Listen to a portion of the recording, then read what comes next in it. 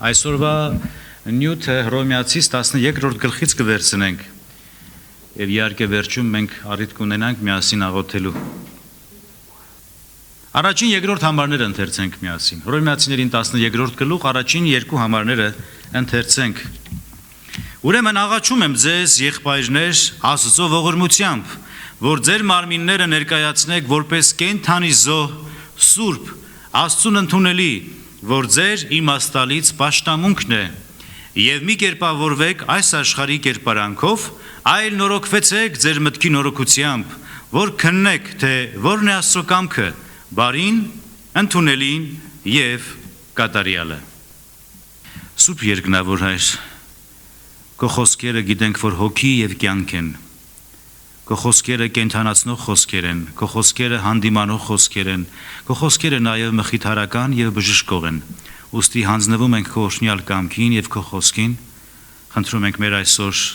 մեզ այսօր խոսիր քո խոսքովդ, վերափոխիր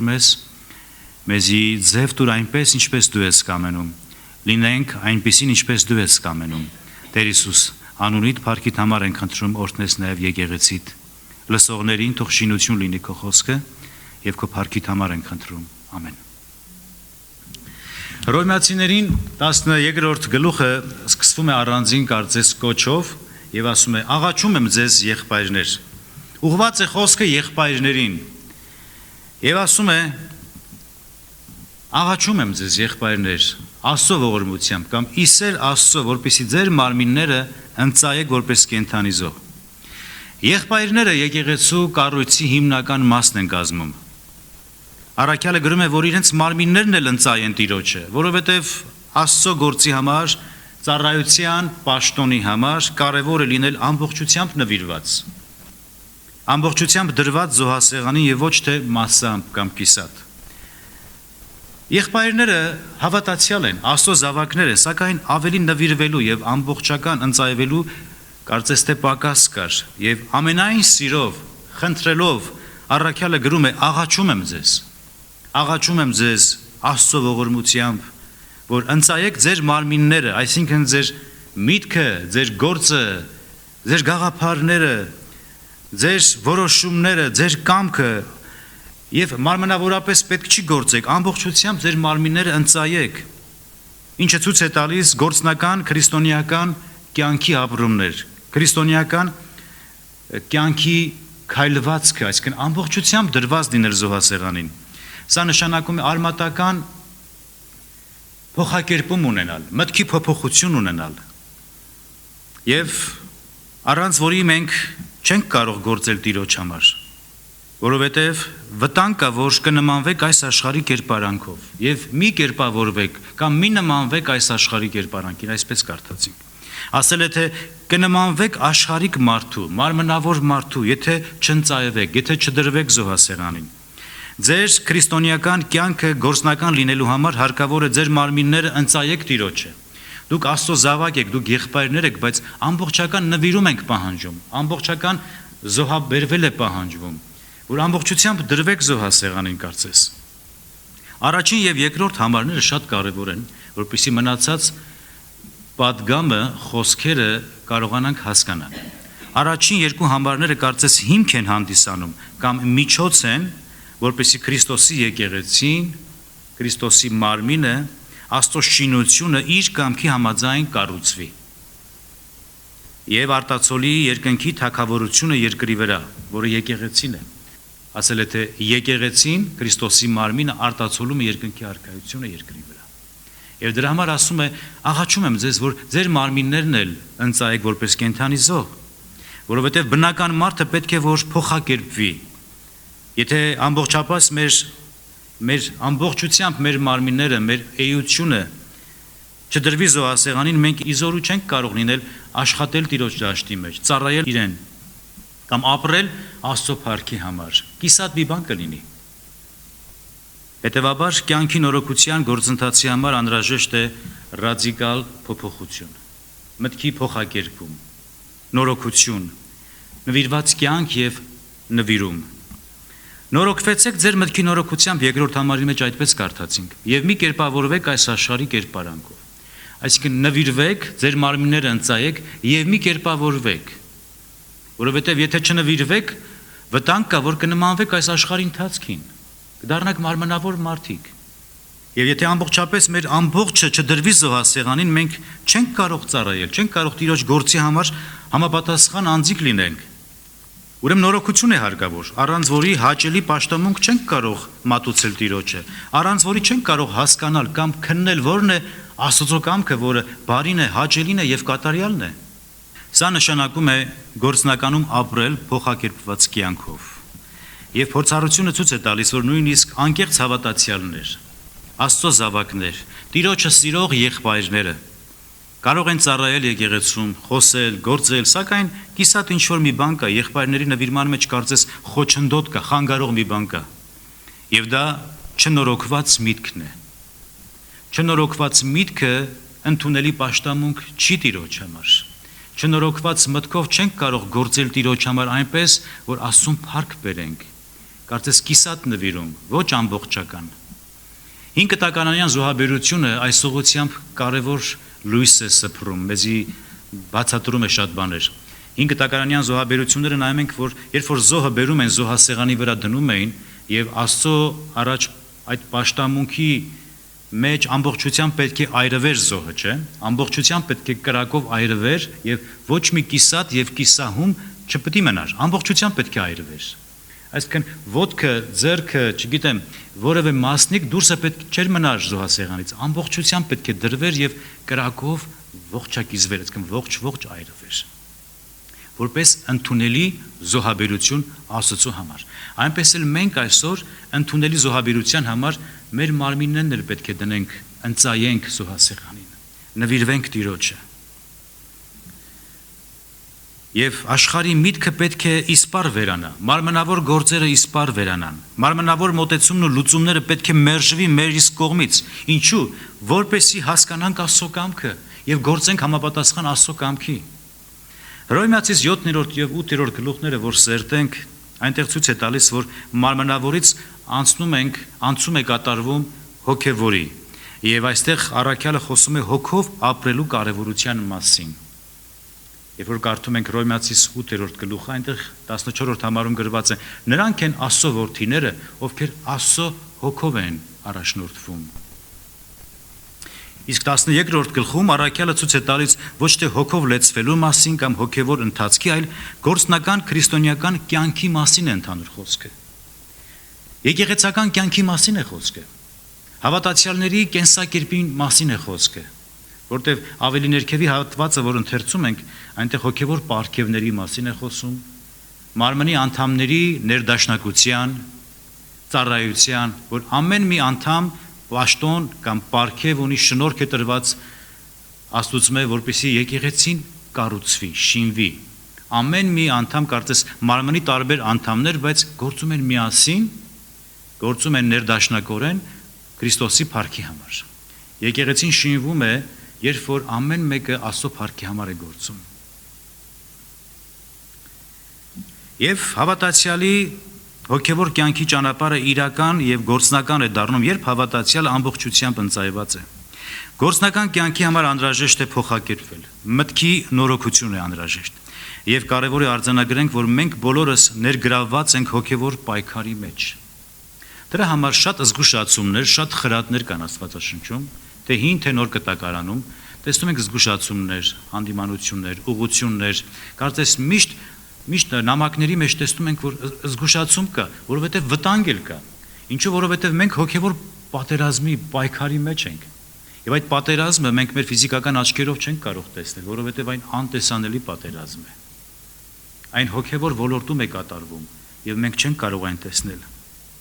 Եվ մենք, որպես քրիստոնյա հավատացյալներ, ներգրաված ենք այս պայքարի մեջ։ Եվ այս պատերազմը աներևույթ է եւ շատ թեժ պայքար է։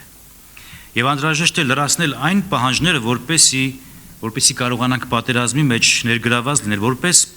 պատերազմող զինվորներ, որպեսզի լինենք մաքսիմալ սպառազինված եւ պաշտպանված, եւ այս սպառազինության մասին կարդում ենք Եփեսացիս նամակում, եւ մասնավոր 6-րդ գլուխը, որ տեսնենք Եփեսացիներին, որը ընդհանուր առմամբ ուղղված է եկեղեցուն եւ եկեղեցու մասին է խոսքը գնում, դերված ինչպես պետք է հավատացյալները սպառազինված լինեն, այնտեղ խոսում է հավատքի վահանի մասին, սուրի մասին, կոշիկների, զրահի,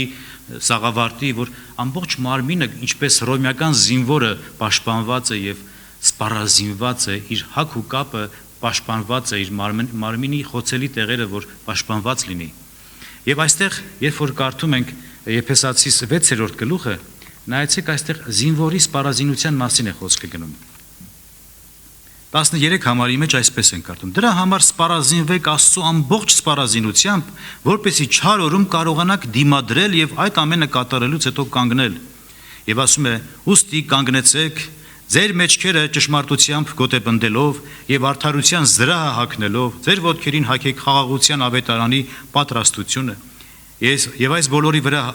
առեք հավատի վահանը, որով կկարողանաք հանգցնել չարի կրակոտ նետերը եւ վերցրեք փրկության սաղավարտը եւ հոգու սուրը, որ Աստծո խոսքն է։ Տեսնում եք վահանը, կոշիկները, զրահը, սաղավարտը հագցնում է։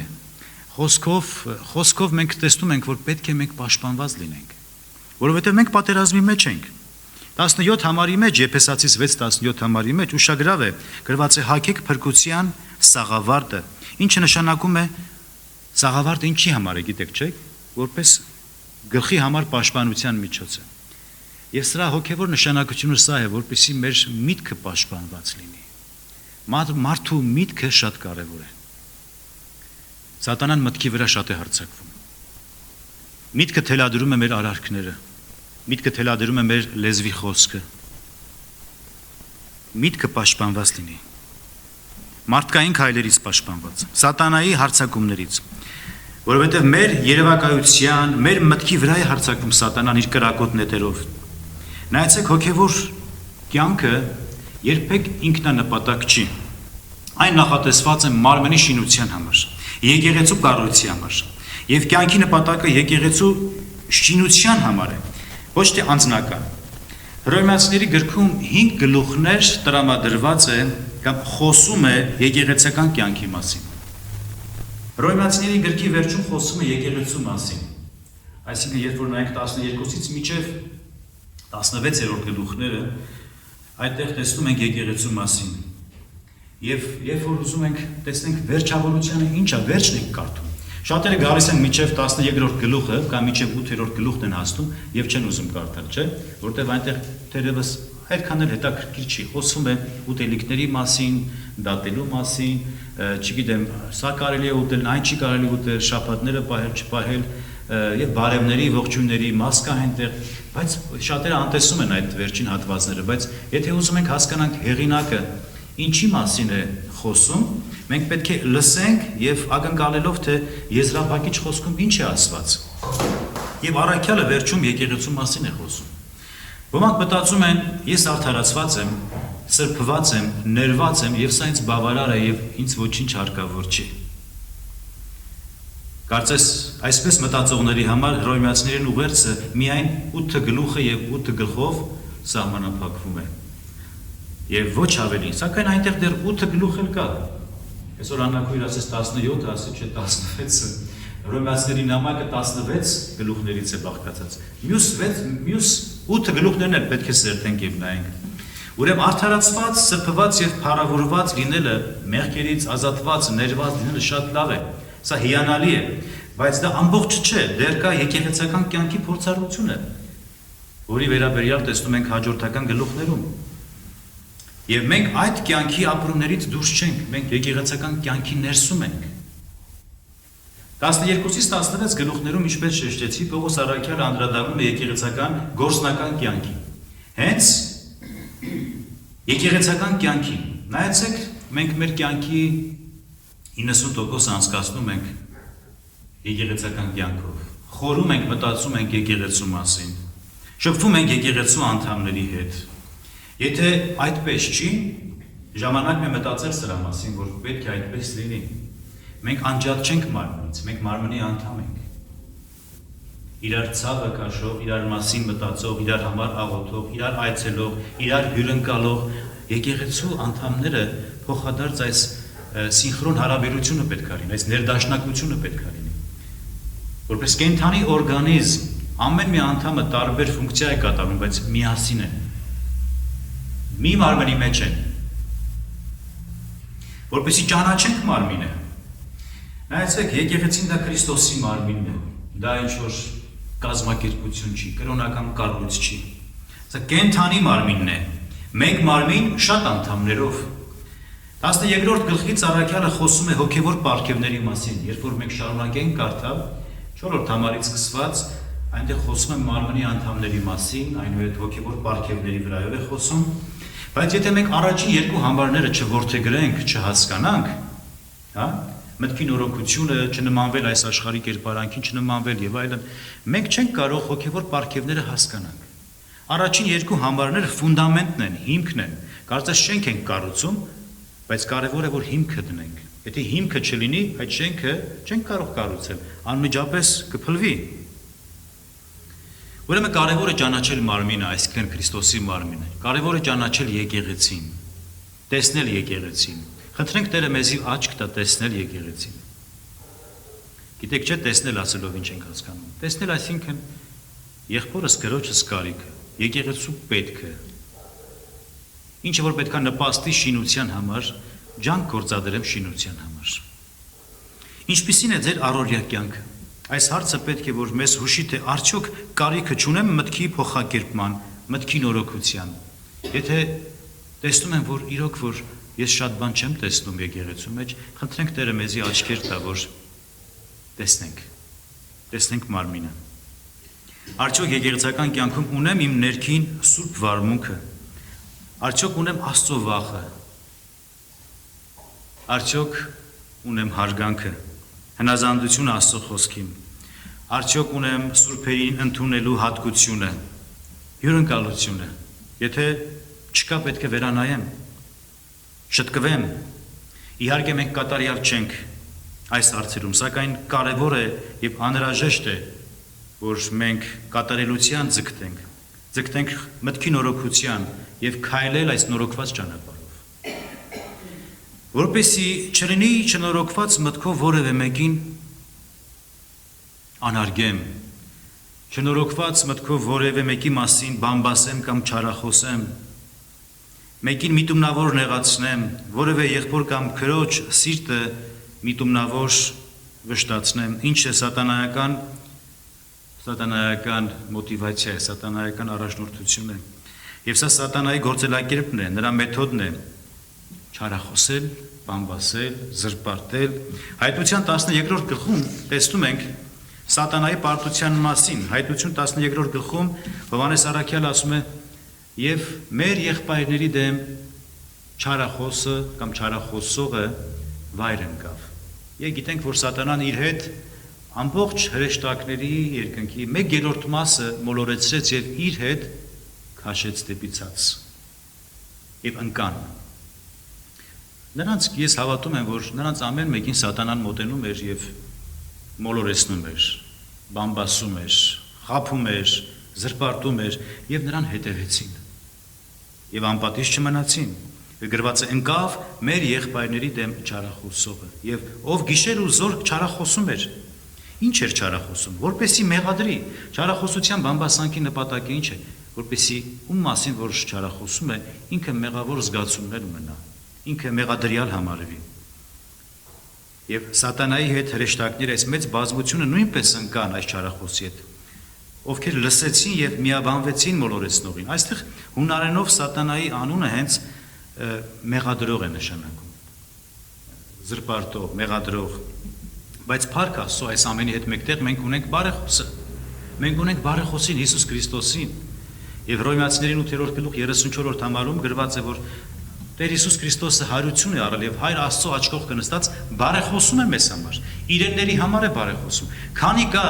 չարախոսը սիրելիներ, մենք կարիք ունենք բարեխոսի, հակառակ դեպքում մենք կործանված պիտի լինենք, եթե Տերը չբարեխոսեր մեզ համար, որովհետև մենք էլ շատ թույլ ենք, մենք էլ շատ տկար ենք, մենք կարիք ունենք այս բարեխոսության։ Ուստի կարևոր է որպես եկեղեցի մեր միտքը փոխակերպված լինի եւ նորոգված լինի մեր միտքը։ Ասում եմ նորոգվեցեք դեր մտքի նորոգությամբ, որպեսզի քննեք եւ հասկանաք Աստծո կամքը։ Մինչեւ չնորոգվենք, մենք չենք կարող հասկանալ Աստծո կամքը։ Եվ ասում եմ մի նմանվեք այս աշխարհի կերպարանքով, այսինքն չնմանվես աշխարհիկ մարդու, մարմնավոր մարդու, որ ինչ որ մեկը չարախոսի, ինչ որ մեկը բամբասի, դու նրան լսես, ականջ տաս։ Չարախոսություն լսես թե բարեխոսություն։ Իհարկե ուզում ենք մենք բարեխոսություն լսենք։ Մենք էլ բարեխոսենք ուրիշների համար։ Կրակի վրա յուղ լցնողներին լսես թե կրակը մարողին, մերկությունը հայտնողին թե մերկությունը ծածկողին։ Ինչ որ մեկը սխալ կա, թերություն կա, սիրով պետք է մոտենանք, սեր ցույց տանք եւ ոչ թե հրապարակենք եւ այսպես պախոս չաչե կրակի վրա յուղ լցնենք։ Նոյը որ մերկացավ, հինով հարբեց, երեք որդիները գիտենք, Սեմը, Քամը եւ Հաբեթը։ Սեմը եւ Հաբեթը իրենց հոր մերկությունը ծածկեցին, գրված է ետ նայելով եւ կտորով ծածկեցին իրենց հոր մերկությունը, բայց մի զավակը Քամը, որը հայտարարակ էր անում, բացահայտում էր նրա մերկությունը, ծաղր էր անում, դրա համար անիծյալ եղավ։ Ուրեմն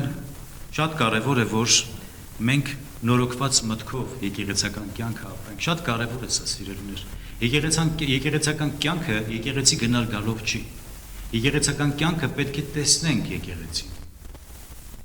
Պետք է տեսնենք եկեղեցին, ընտանիքի շփում լինի, կենդանություն լինի։ Գիտեք, երբ դա կլինի, երբ որ Պողոս առաքյալի պես կարողանանք ասել, ապրում եմ ոչ թե ես, այլ Քրիստոս կապրի մեջ, որովհետև իմ ես ինձ խանգարում է հոգևոր կյանք ապրելուն։ Ես չեմ ուզում, ես խաչի ելա այսուհետ ոչ թե ես եմ ապրում, այլ Քրիստոս կապրի իմ մեջ, Գաղատացիս 2:20։ Ոչ թե ես, որովհետև եսը սպիտանի չի, իմ եսը պիտանի չի։ Հրայրի եսը մեղավոր է, եսը պետքա կամաց հետզհետե մարի եւ վերջանա, որովհետեւ եսի ճիշտ տեղը խաչն է, խաչի վրա է։ Տեր Հիսուսը ցույց տվեց, որտեղ մարդու եսը պետքա լինի, խաչի վրա։ Դրա համար առաքյալը գրում է, ապրում եմ ոչ թե ես խաչը ելա գրված է, այլևս ապրում եմ ոչ թե ես, այլ Քրիստոս կապրի մեջ։ Աղոթենք եւ խնդրենք Տիրոջը, որ պահի մեզ, որ չնմանվենք այս աշխարհի կերպարանքին, որովհետեւ նեյտրալ գոտի չկա, սիրելիներ, նեյտրալ զոնա չկա։ Չենք կարող ասել մենք ոչ մեկի նման չենք։ Տենց բան հնարավոր չի։ Կամ հակառակորդին ենք նմանվում, կամ Աստծուն ենք նմանվում։ Դրա համար առաքյալը գրում է. մի կերպավորվեք, մի նմանվեք այս աշխարհի կերպարանքով, այլ նորոգվեցեք ձեր մտքի նորոգությամբ։ Նայեցեք, եթե ուզում ենք Տիրոջը նմանվենք, որպես Աստծո սիրելի զավակներ, մենք պետք է Աստծո խոսքի հայելու առաջ տեսնենք։ Ինչքան որ Աստծո խոսքը մենք սերտում ենք, տեսնում ենք, նա մեզ ցույց է տալիս մեր թերությունները, մեր բաց թողումները։ Կարծես ինչքան որ հայրեին մոտիկանում ես, չէ, այնքան տեսնում ես քո բծերը, քո կազմվածքը, թե ինչքան տգեղ երևույթներ կա դեմքիս վրա, կամաց խոշոր պլանի վրա հայտնի է դառնում եւ սկսում ենք սրբագրվել, Աստծո խոսքով սրբագրվել։ Տիրոջ առաջ գալով, աղոթք անելով եւ Տեր իր խոսքով մեզ կմաքրի, ինչպես իր աշակերտներին ասաց, դուք մաքուր եք այն խոսքով, որ ես ձեզ խոսեցի Հովհաննես 15-րդ գլուխ 3-րդ համար։ Եվ շատ վտանգավոր է, որ սատանային չնմանվենք, հակառակորդին չնմանվենք, բայց այսօր Աստծո խոսքի հայելու առաջ նայիր քեզ, նայեմ ես ինձի, քննենք մեզի, ստուգենք մենք մեզի, ուրեմն եկեք աղոթենք, քանի որ մեր պատերազմի արդյունավետ զենքը մենք նաև պատերազմից խոսեցինք, որ մենք ակամայից ուզենք թե ոչ, որպես Աստծո զավակներ հոգևոր պայքարի մեջ ենք։ Եվ պատերազմի արդյունավետ զենքը մեր աղոթքն է։ Եփեսացիս 6-րդ գլուխ 18 համարով վերջացնենք։ Եփեսացիս 6:18 17-ը կարդացինք, բայց 18-ը բաց թողեցինք։ Նայեցեք։ Եվ ասում է վերցնենք փրկության սաղավարտը եւ հոգու սուրը, որ Աստծո խոսքն է, բոլոր աղոթքներով ու աղաչանքներով միշտ հոգով աղոթելով, ու հենց այս բանում բոլոր սուրբերի համար կատարյալ հարատևությամբ եւ աղաչանքներով արթուն հսկելով, բոլոր սուրբերի համար։ Նայեցեք, հոգևոր կյանքը, եկեղեցական կյանքը անհատ կյանք չի, ընդհանրական կյանք, ընտանեկան կյանքը, հասկանում եք։ Եվ ասում եմ բոլոր սուրբերի հետ որպեսզի հասկանաք, բոլոր սուրբերի համար աղոթ կանեք, բոլոր սուրբերը ինչ են նշանակում։ Եղբայրներ, քույրեր, Քրիստոսով փրկագնված ժողովուրդը, մի ընտանիքի անդամներ, մի մարմնի անդամներ, որ ամեն մի անդամը տարբեր ֆունկցիաներ, տարբեր գործեր է կատարում, բայց մեկ մարմին է։ Եվ գլուխը մեկ է, Հիսուս Քրիստոսն է։ Եվ մենք իրար անդամներ ենք, եւ այս մեկ մարմնի անդամներ լինելու տեսարանը կարող ենք տեսնել հաղորդության սեղանի վրա, որ մենք բոլորս մեկ սեղանից ենք օգտվում։ Շատերս տարբեր ենք, բայց մեկ հացից եւ մեկ գավաթից ենք օգտվում։ Տերը տա, որ սիրելիներ, տեսնենք եկեղեցին եւ խնդրենք Աստծուն, որ մեզ օգնի եկեղեցական կյանքը հոգեվոր կերպով ապրենք։